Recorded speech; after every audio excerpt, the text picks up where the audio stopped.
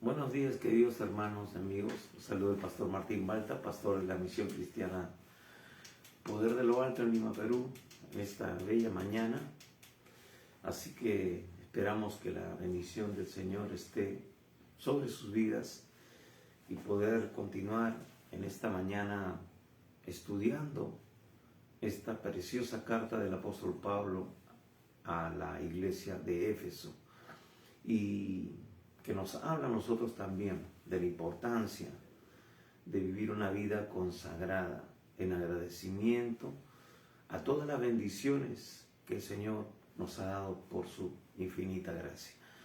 Así que sin más preámbulo, en esta mañana vamos a pedir la dirección del Señor, pedir que Él nos dirija. Y como dice el texto que vamos a leer dentro de unos instantes, que va a ser la base de nuestra enseñanza, de nuestra predicación, el Señor nos dé mucha sabiduría, revelación de su propósito, para poder así ser más eficaces como agentes de Dios para este tiempo, por donde Dios se va a manifestar, por donde Dios va a dar a conocerse, por donde Dios va a tocar a muchas personas que aún no le conocen. Vamos a orar. Acompáñame en una palabra de oración. Padre bueno, Dios Todopoderoso, te damos gracias en esta mañana. Gracias, Señor, por un día más de vida. Gracias, Padre, por el privilegio de poder ser tus hijos, ser tus siervos, ser tus instrumentos, Señor, para que otras personas puedan tener, Señor, esa oportunidad de tener un encuentro contigo, Señor, de conocerte realmente y poder ser alumbrados, como dice tu palabra, en su entendimiento, y entender el propósito, Señor, para el cual nuestro Señor Jesucristo vino a esta tierra para salvar lo que se había perdido y poder entrar en comunión con todo ser humano, Señor, para poder así manifestar su plan, su propósito, y llevarnos a tu presencia, y no solamente a nosotros, Señor, sino a multitudes que aún no te conocen. Por eso, Padre, ayúdanos, derrama de tu Espíritu Santo, derrama de tu unción, capacita a tu iglesia para seguir haciendo el trabajo de una manera eficaz. Gracias, Padre.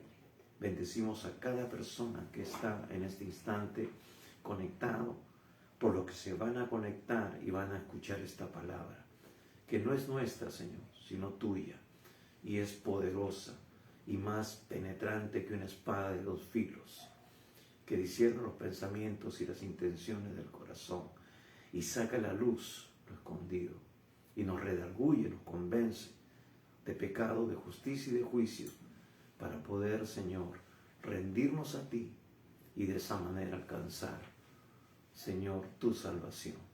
Gracias, Padre. Te bendecimos y declaramos este día un día de victoria sobre todo poder del enemigo, en el nombre bendito de Jesús. Amén y amén. Amén. Amén. En esta mañana vamos a tener la lectura de este pasaje que vamos a exponer, así que les pido que me acompañen en esta hora a abrir sus Biblias. Espero que tengan una Biblia ahí en casa, no importa la versión que sea, lo importante es que sea una versión que esté ajustada a los originales con los cuales la Biblia fue inspirada, ¿no? Y siempre hemos dicho que cualquier versión, menos la versión que usan los testigos de Jehová, porque es una versión tergiversada, y justamente lo que quieren quitar es la deidad de Cristo. A ellos no lo consideran a Cristo, a Jesús, como Dios, sino como un Dios. Así que desde el principio vamos diciendo las cosas como son. Aquí predicamos la verdad de Dios, lo que dice su palabra. Es más, hasta nos eximimos nosotros de exponer algún tipo de doctrina que trate de limitar el mensaje de Dios, aún doctrinas que son parte de algunas denominaciones. Hemos estado exponiendo sobre este capítulo y muchas veces cuando se estudia en los seminarios bíblicos se separa lo que es la predestinación, lo que es la adopción, lo que es también muchas de las doctrinas que nos muestran aquí en este primer capítulo del libro de Efesios, ¿no? Él nos escogió, Él nos predestinó. Entonces sacamos eso y luego empiezan los cuestionamientos con respecto a la voluntad de Dios. ¿Por qué Dios escoge a estos? ¿Por qué no escoge a los otros? Y lo que realmente, como hemos dicho hace unas semanas, lo que Pablo está aquí resaltando es la gracia de Dios, el amor de Dios. Eso es la esencia del mensaje paulino en este caso.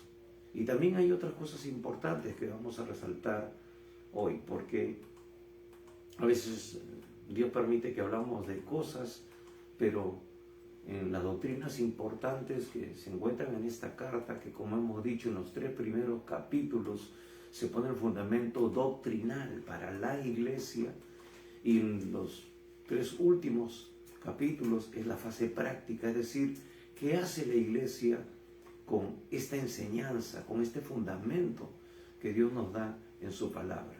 Y una de las palabras claves también que encontramos aquí es toda bendición espiritual en los lugares celestiales en Cristo. Luego vamos a explicar un poco de esto, porque también se menciona en esta porción que vamos a leer y vamos a exponer, básicamente en el versículo 20. Pero bien, vamos a leer. Así que si tienes una Biblia en casa, a la mano, una libreta de notas, para que tomes algunas notas importantes, que van a seguir ministrando en tu vida, en tu entendimiento, porque eso es lo que nos renueva en nuestro entendimiento y no permite que pongamos fundamentos que no son los correctos. El Señor hace que por obra de su Espíritu Santo nos guíe a toda verdad y acomode lo espiritual a lo espiritual. Él no va a acomodar lo espiritual a lo racional, a lo natural. Y muchas veces los teólogos pretenden hacer eso, que lo espiritual se alinea a lo racional. Y no es así. Es lo espiritual a lo espiritual. Y una persona es espiritual cuando su vida está sometida, está rendida, ungida, llena del Espíritu Santo. Por eso la clave de la Iglesia Apostólica era que todo creyente debía ser renovado por el poder de la palabra y lleno del Espíritu Santo. Son dos cosas muy importantes para que la iglesia mantenga un equilibrio y pueda caminar dentro de la perfecta voluntad de Dios. Así que vamos a leerlo, y Pablo justamente lo va a resaltar en este texto que vamos a leer. No basta con el conocimiento de saber cuál es el plan de Dios, sino que ahora necesitamos la sabiduría de Dios, la sabiduría sobrenatural de Dios para poder entender bien esto, el plan, su propósito, y correr juntamente con la voluntad de Dios y establecer su reino, no un reino humano con ciertos toques o tintes espirituales. Bien, leemos desde el versículo 15 del capítulo 1 hasta el versículo 23. Dice así: por esta causa también yo, habiendo oído de vuestra fe en el Señor Jesús y vuestro amor para con todos los santos, no ceso de dar gracias por vosotros, haciendo memoria de vosotros en mis oraciones, para que el Dios de nuestro Señor Jesucristo, el Padre de gloria, os dé espíritu de sabiduría y de revelación en el conocimiento de Él, alumbrando los ojos de vuestro entendimiento, para que sepáis cuál es la esperanza a que Él os ha llamado, y cuáles las riquezas de la gloria de su herencia en los santos. Versículo 19. y cuál la supereminente grandeza de su poder para con nosotros los que creemos, según la operación del poder de su fuerza, la cual operó en Cristo, resucitándole de los muertos y sentándole a su diestra en los lugares celestiales, sobre todo principado y autoridad y poder y señorío, y sobre todo nombre que se nombra, no solo en este siglo, sino también en el venidero.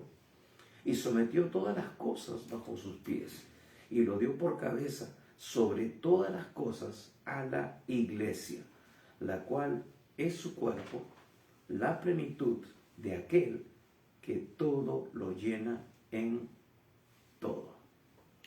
Muy bien, en alguna ocasión alguien dijo de que uno de los libros más difíciles de poder entender es el libro de Apocalipsis y también esta carta a los Efesios, por la profundidad de doctrina, de revelación que el apóstol Pablo está compartiendo aquí. Y por eso, por esa razón, justamente Pablo se eleva esta oración.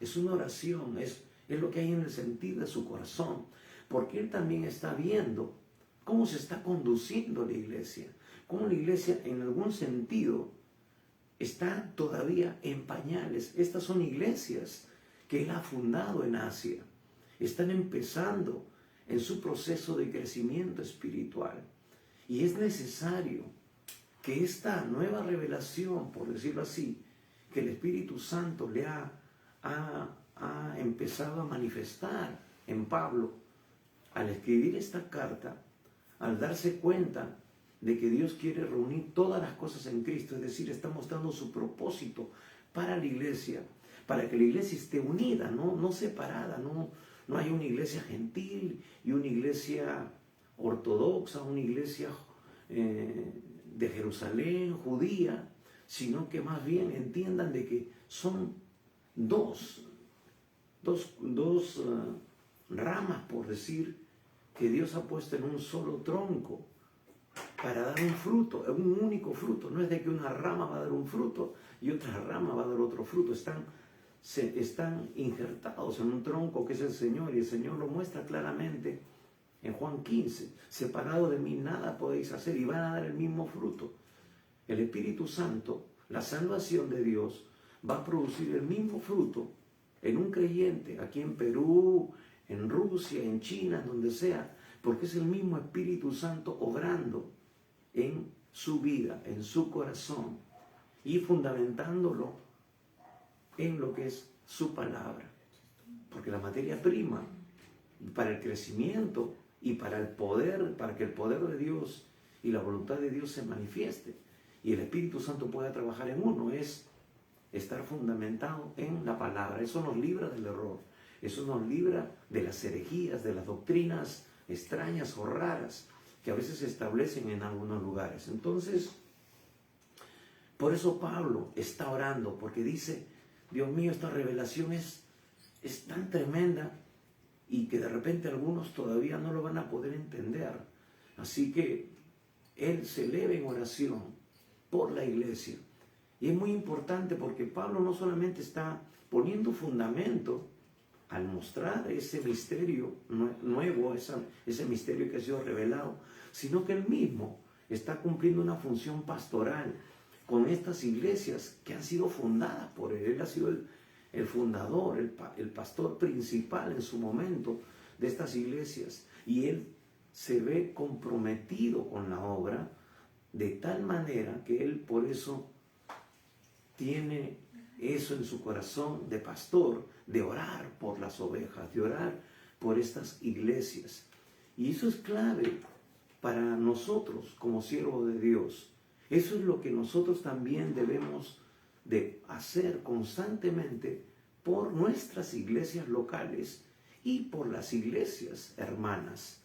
Porque en algún momento lo hemos dicho, de que no es la voluntad de Dios que el pueblo de Dios esté dividido por ciertas doctrinas, por ciertas tendencias espirituales que a veces están presentes en algunas iglesias, y solamente conformarnos con aquello que nos une, con aquello por lo cual nosotros nos podemos mantener unidos. Bueno, ya, tú eres mi hermano en Cristo porque has aceptado a Cristo, pero después no estoy de acuerdo contigo en esta posición.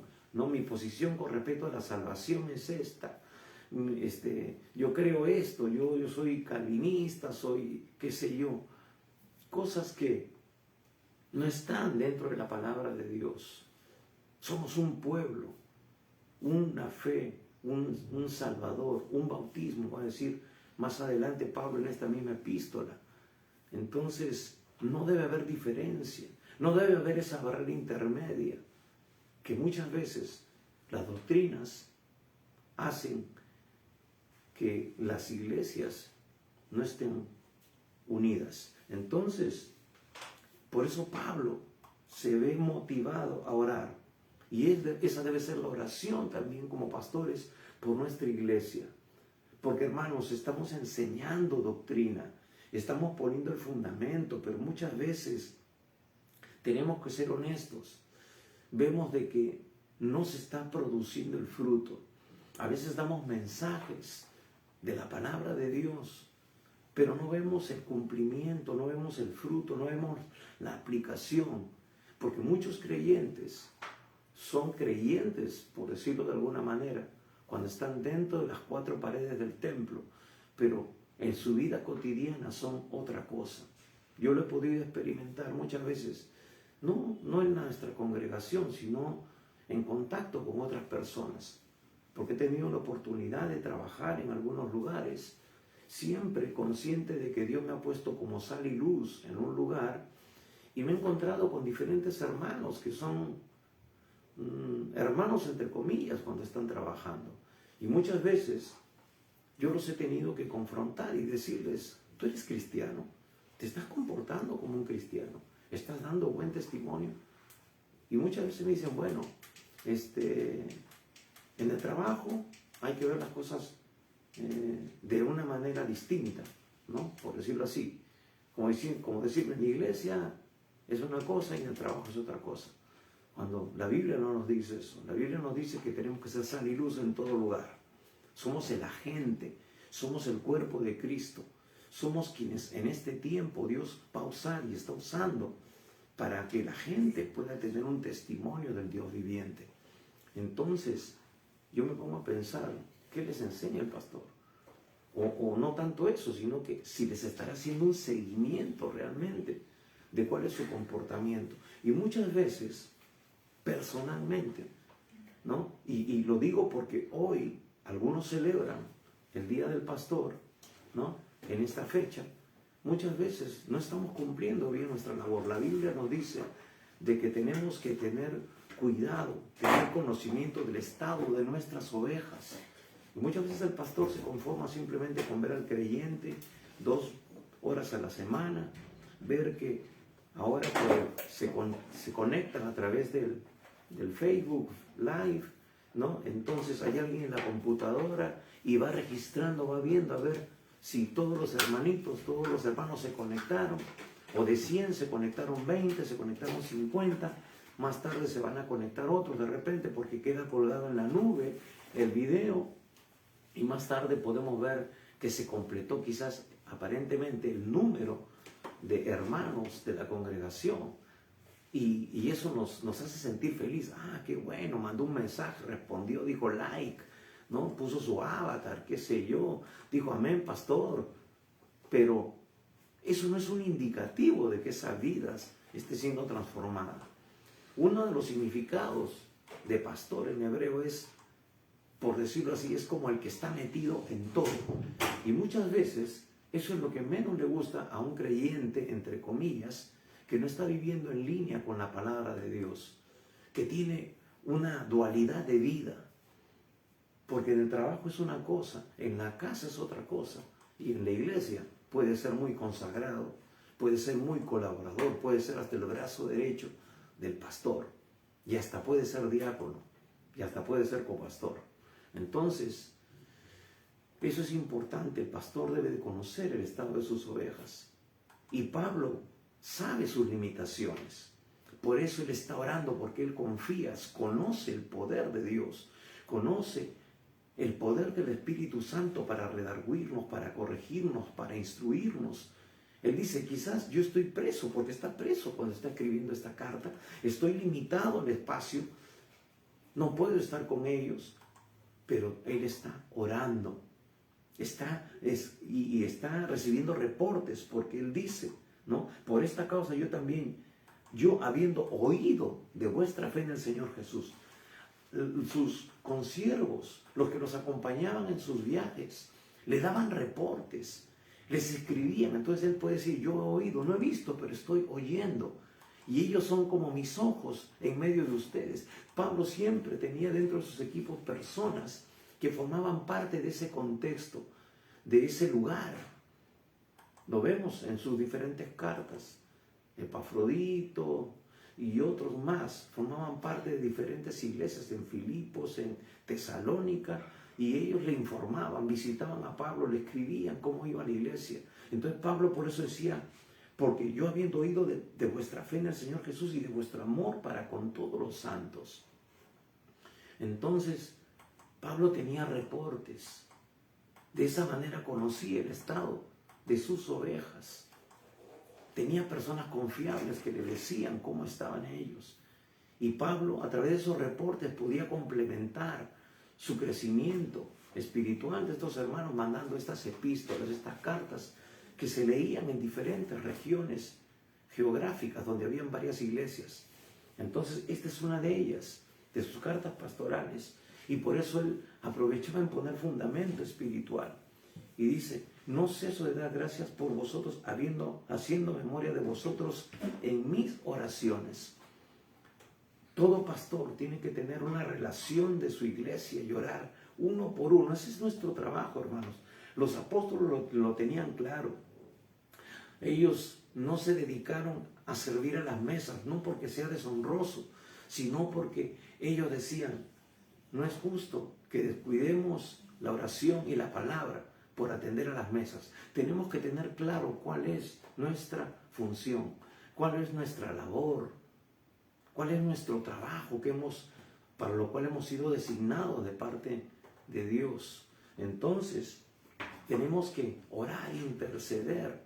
Nosotros estamos viendo y vemos a través de la oración cómo Dios responde, cómo Dios obra, cómo Dios está trayendo bendición a muchas personas que se contactan con nosotros, que nos mandan sus peticiones de oración, y los días miércoles oramos, intercedemos, y no solamente los miércoles, sino que también en nuestro tiempo privado, personal de oración, porque es ahí donde el Espíritu Santo empieza a revelar situaciones de esas vidas, y nosotros podemos apuntar específicamente, y luego recibimos los testimonios de cómo Dios está obrando, cómo Dios está respondiendo, cómo Dios está sanando, levantando, proveyendo, obrando de acuerdo a la necesidad de esas personas.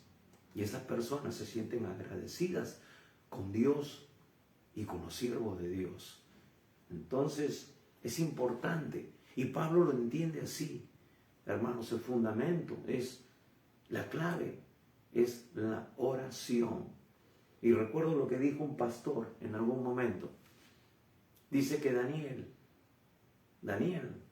del cual hemos estudiado también nosotros, cuando quisieron acusarlo, cuando sacaron el edicto con respecto a que nadie debía de hacer ninguna petición a un dios o a alguna otra persona que no fuera el rey, con tal de acabar con él, dice que él abría las ventanas y seguía orando 3 veces al día, y sus acusadores fueron y lo acusaron al rey.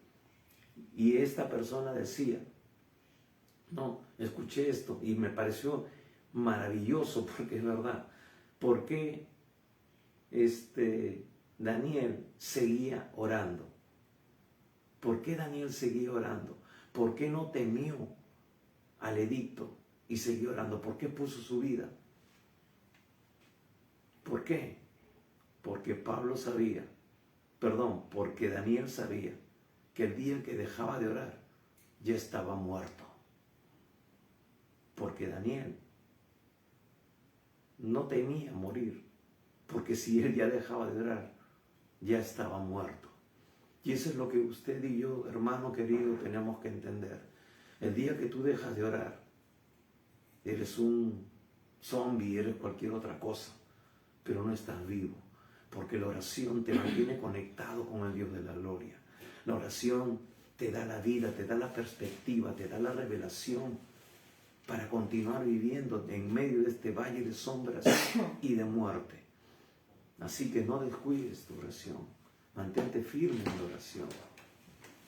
Muy bien, por eso Pablo hace memoria, dice, de vosotros en mis oraciones, para que el Dios de nuestro Señor Jesucristo, el Padre de gloria, os dé espíritu de sabiduría y de revelación en el conocimiento de Él. Eso es muy importante, es clave, ¿no? La sabiduría y la revelación, ¿no? Ahora, esto no está hablando de un misticismo, no está hablando de una sabiduría que es solamente para algunas personas. Está a nuestra disposición. Está a disposición de todo aquel que se rinde al Señor. Está a disposición de todo aquel que está conectado con Él, que tiene una íntima relación con Él. Y eso le da la habilidad para poder llevar a la práctica, para poder funcionar correctamente dentro de este ámbito natural en el cual todavía nos encontramos. Es cómo puedes aplicar los principios de Dios, aún en medio de situaciones adversas. Y lo vemos en la vida del Señor Jesús cuando vienen y le entregan esa moneda, ¿no? ¿Es necesario dar tributo al César? ¿Sí o no? ¿Y él qué le dice? Ahí fluye el espíritu de sabiduría, la palabra de ciencia, la palabra de sabiduría. Y le dice, dad a Dios lo que es de Dios y al César lo que es del César. Y se quedaron calladitos, no pudieron refutar ni decir absolutamente, no obtuvieron la respuesta que ellos querían, que dijeran, no, al César